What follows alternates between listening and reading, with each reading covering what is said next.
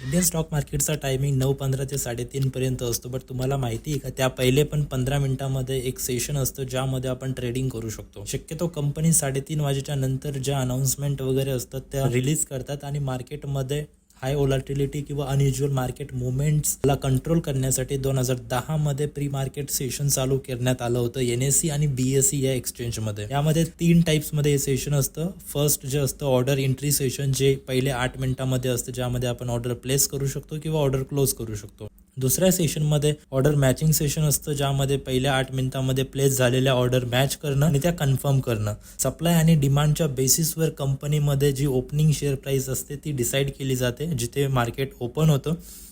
आणि या supply and demand जिथे मॅच होते ज्याला आपण इक्विलिब्रियम प्राईस देखील म्हणतो. आणि थर्ड सेशन जे असतं बफर सेशन असतं, ज्यामध्ये फक्त जी ओपनिंग प्राईस आहे ती रेग्युलेट केली जाते. अशा अपडेट्ससाठी तुम्ही इथे फॉलो करू शकता. थँक्यू.